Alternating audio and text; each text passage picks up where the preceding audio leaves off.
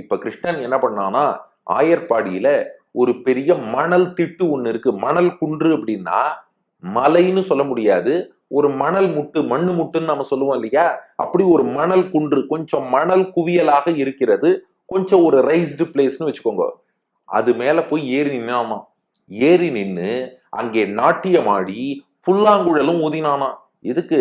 எல்லாரையும் மயக்க, கோபிகைகளை தன்பால் ஈர்க்க, அதற்காக நாட்டியம் ஆடிக்கொண்டு புல்லாங்குழலும் ஊதத் தொடங்கினானாம் கண்ணபிரான். ஊதத் தொடங்கியதும் என்னாச்சு? ஊர்ல உள்ள பெரிய மனுஷன்லாம் யார்ப்பா அது நாட்டியம் ஆடுறா, நம்ம கிருஷ்ணனான்னு பாக்குறாளாம். இப்படி நாட்டியம் ஆடின்னு இருக்கான். இது பெரியாழ்வார் யசோதைக்கு தெரிஞ்சு கொடுத்தான்.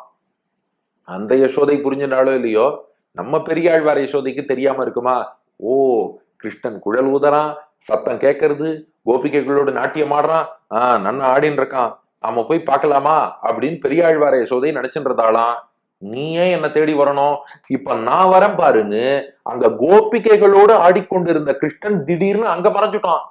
கிருஷ்ணன் எங்க போனான்னு கோபிகைகள் தேடுறா. பாட்டு பாருங்க. வாய்த்த மறையோர் வணங்க இமையவர் ஏத்த, அங்க விட்டான்.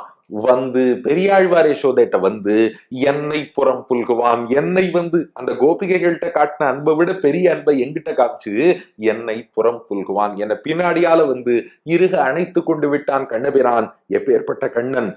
எம்பிரான் என்னை புறம் புல்குவான். எம்பிரான், இந்த இடத்துல பிரான் என்பதற்கு சுவாமி, தலைவன் மாமுனிகள் வியாக்கியானம்.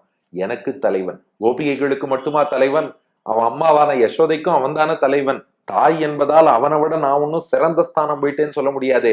எம்பிரான், எனக்கும் அவன்தான் தெய்வம், எனக்கும் அவன்தான் தலைவன், எனக்கும் அவன்தான் சுவாமி, என்னை புறம் புல்குவான்.